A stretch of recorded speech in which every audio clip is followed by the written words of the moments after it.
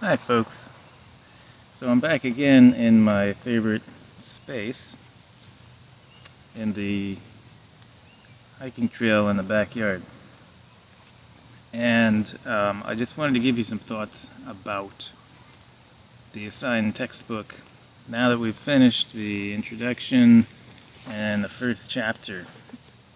um, and since a number of you are going to be writing about this book for your blog post this week, I wanted to give you some sense of focus. If you've already written about it, this will still be helpful because you're going to keep writing about it for the rest of the semester. This is the first time that I'm reading this book too, and I'm really pleased in reading it that, as I said, it's accessible. It's not written for scholars, so it doesn't have that sort of academic tone that can be a little stilted and dense. And yet, at the same time, it is really insightful, and it's insightful in a way that really resonates with a lot of the scholarly work we're reading about contemplative studies and practice.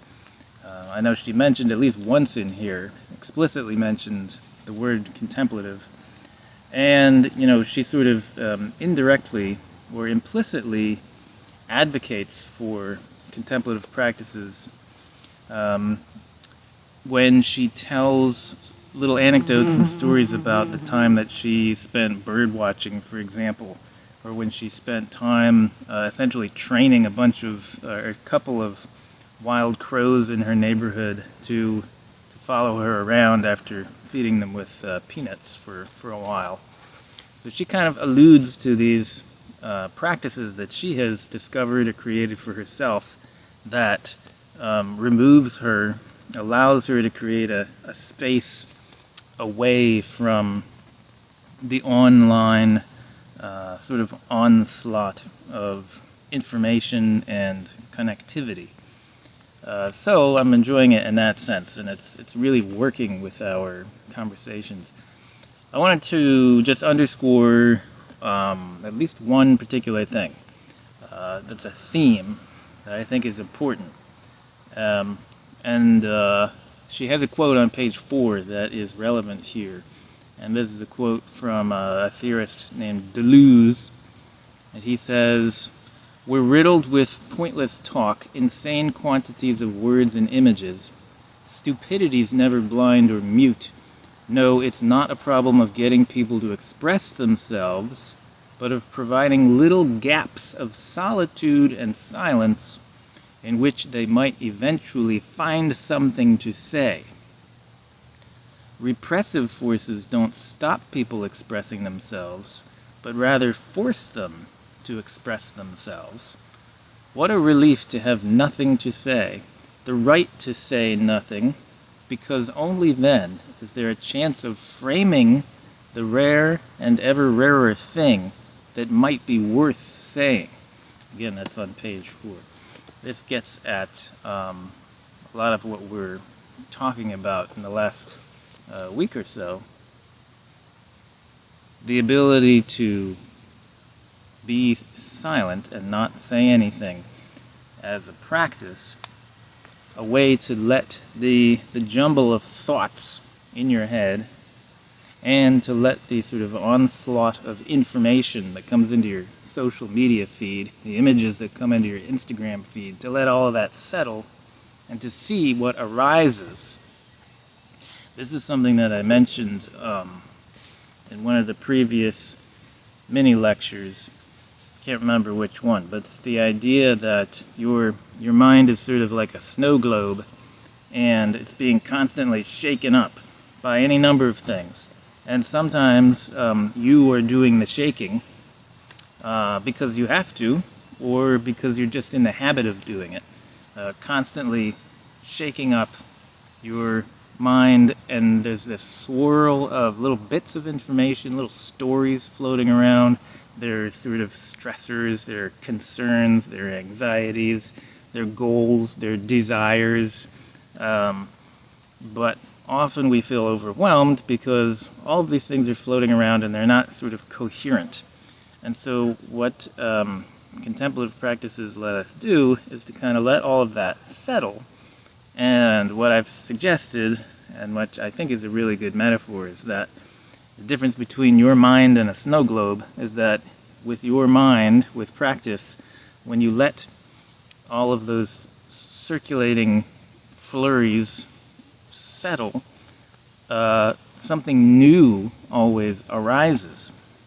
That's what she's getting at when she talks about doing nothing. She's really not saying, and she's quite insistent about this, if you really pay attention, she's not saying literally that you should never do anything.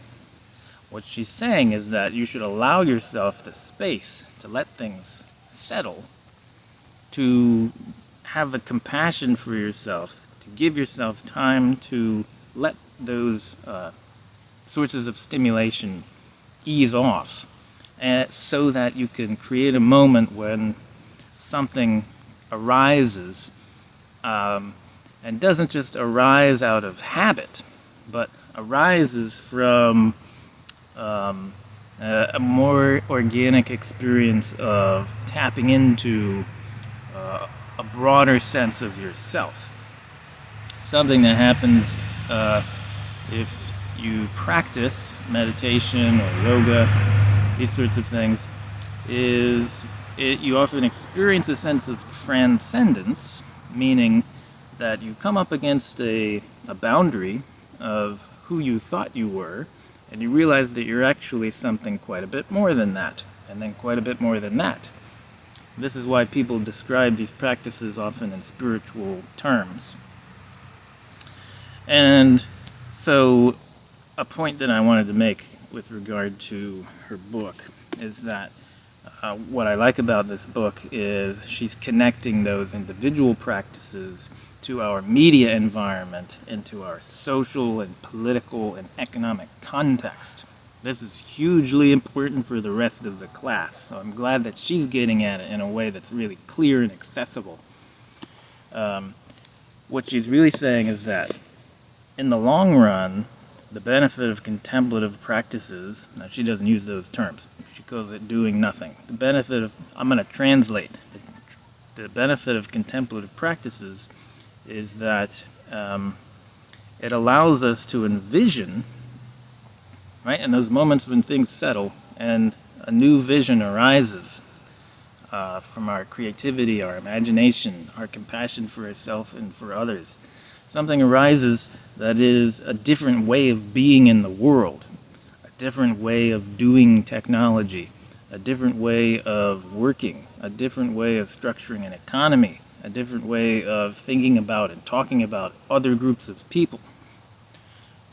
In my work and writings, I've referred to this as civic mindfulness. So it's not just my personal mindfulness, but collectively, when we're all doing these kinds of practices, that collectively we reinvent who we are. It's almost like on a mass scale, things can settle for a bit, and we can imagine new ways of doing things.